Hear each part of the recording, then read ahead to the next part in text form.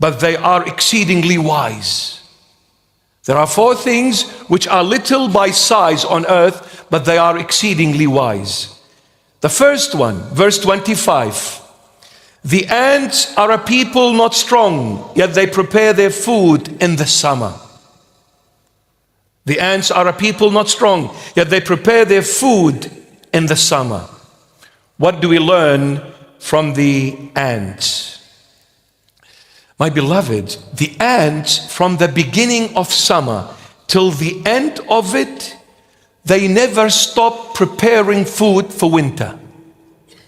The moment summer comes till summer ends, every single day without fail, they never stop working, preparing food for winter that comes, because once winter comes, they go home and never come out from their homes throughout the winter period. Therefore, they need to prepare and store enough food to last them all of winter, lest they starve to death.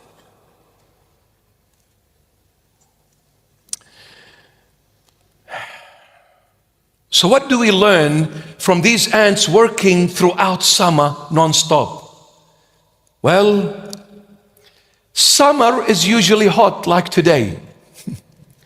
In some countries could be snowing now and they are freezing, and here we are melting. They are in a freezer and we are in an inferno. You know, you should maybe when it's winter here, go to a place where it's summer, and when it's winter over there, come to Sydney when it's summer. And you'll avoid winter, and maybe it's not a very good thing at the end of the day. God knew what to do. That's why he put 4 seasons, because 4 seasons are balanced for your bones, for your well-being. All right. So what is summer? Hot.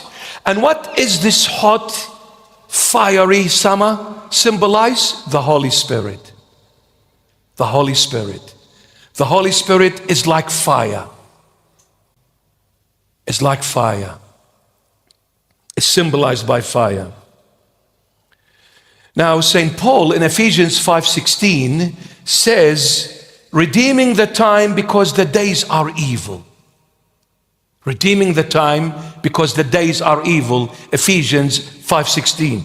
And what is St. Paul saying here, redeeming the time because the days are evil? He is literally saying time is one of the most precious gifts God ever gave the human race. And maybe one day we speak about time as a topic. Time is so priceless. Time is so precious. Do not waste it in vanities. Just like the ants, learn from them. They don't waste time.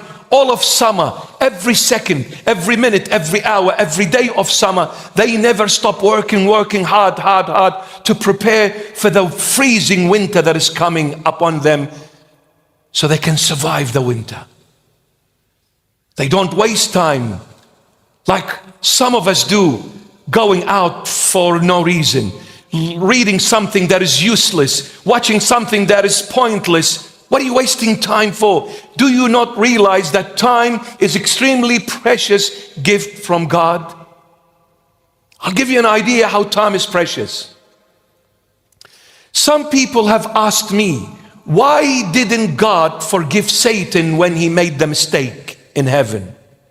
Why didn't he forgive him? He is all merciful. He is all love. Isn't Satan one of his creations? Yes, of course. Then why didn't he forgive him? Well, for one simple fact and truth. Because of time, he could not forgive him. Because Satan was an angel, and the highest rank in the angelic order is called the cherubims. He was one of the highest rank in the angelic orders called the cherubims. Now, angels are in heaven. God created them in heaven and placed them in heaven. And in heaven, there is one thing, eternal life. There is no time. Time is absent in heaven. So that means when you decide on doing something in heaven, you only have once to go at it, and once only. There is no time to come back and say, sorry, I made a mistake. Are you with me? Because every tick is a new, fresh start for all of us. But in heaven there is no time. So when the angel made the mistake, he made it in a realm that has no time. Therefore there was no time for him to come back and say sorry. That mistake was eternal. He couldn't come back. Do you realize how easy for a human being, after making a mistake, coming back to God and say, please forgive me, Lord? How come it's so easy? Because of time. Because of time. I made the mistake in this second. The next second has got nothing to do with the second where I made that mistake in. Then other second is a fresh, brand new start. I can come back in the next second and say to God, I'm sorry, forgive me for my sin. It is time that permits us and allow us as humans to come back again and again and again, seeking God's mercy and forgiveness. Time is precious. Do not waste it. Do not waste it. And like one of the church fathers put it so beautifully, he says, time is a distraction to eternity.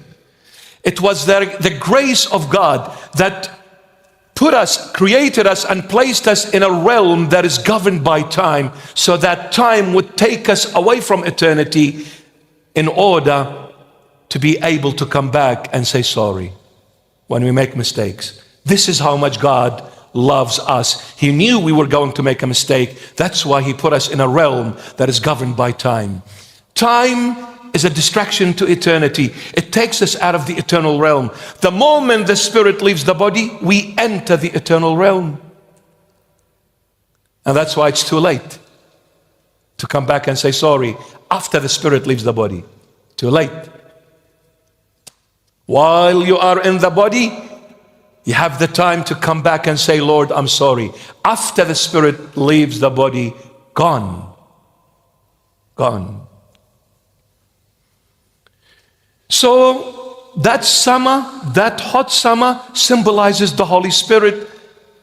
And St. Paul, like we mentioned in Ephesians 5:16, he says we need to redeem that time because the days are evil.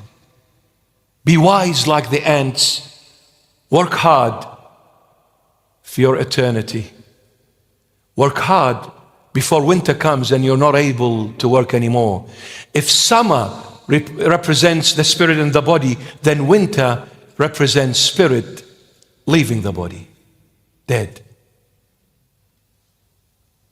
Once the spirit leaves the body, too late. Can't say I'm sorry. It's not going to get anywhere. Too late. Therefore, my beloveds, do not waste this time on worldly matters, on materialistic matters. Do not waste this time on pleasuresome times. I want to go out with me mates. I'm going downtown, brother. I'm going to sit in the car with the big saboofa habibi in the back seat going wa'a wa'a dov dov. And I go clubbing and I go and hang around Macca's till 3 a.m. What are you doing hanging around Macca's till 3 a.m.? What are you doing in those dark little alleys exchanging those bags of white powder? Stop it. What are you doing in the clubs and in the pubs, gambling and drinking and having so-called fun, poisonous fun? That time is precious. Once this tick goes by, nothing can bring it back. Nothing. My beloved daughter, my beloved son, I beg you, don't be deceived by the world. Don't listen to people that are trying frantically to take you away from Christ. Don't. That is satanic way. Satan came to destroy everything good God created. Do not. When friends say to you, let's go to the city, don't run. And don't choose them to be your friends, because your friends should say to you, let's go to the church, not the club. Let's go to the light, not darkness. Let's go to the truth, not the lie. Let's go to the antidote, not the poisonous snake. Do not. Come to Christ, for time is of the essence. It's precious. Stop wasting this time on empty, hopeless, useless things. I'm not saying for you not to work and have a house. I'm not saying for you not to work and go on a holiday. I'm not saying for you not to work and buy a nice car or nice clothes or, enjoy a moment. But don't let your entire life based on worldly matters. Don't fight over materialistic matters. Don't argue and don't cling to this world because it was never yours, never will be. For God's sake, wake up. Wake up. All we care about on how I look beautiful from outside. How about we spend time to make ourselves look beautiful from inside in the presence of the Almighty God?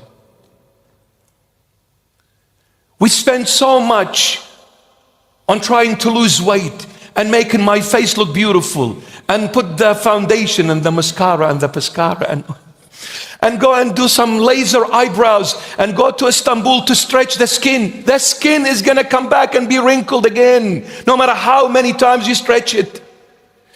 You need to spend time on your heart, my child.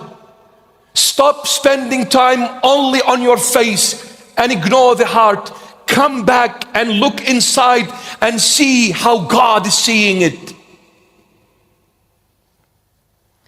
And let me tell you this, the first step ever in the path to humility, the first step ever in the path to humility is when we begin to see our heart the way God sees it.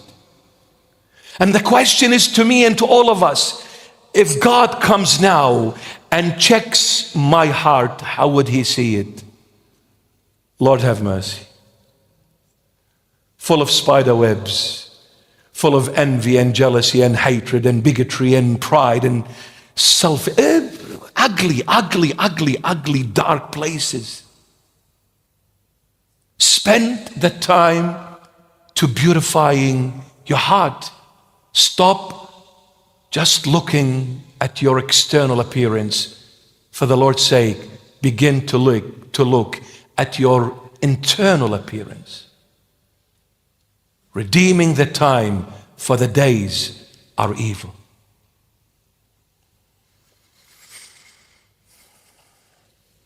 Summer for ants is your spirit in the body. And as long as the spirit is in the body, we will always have the opportunity to come back and say to the Lord, forgive me, Lord, for I have sinned. Have mercy on me. That's the ants.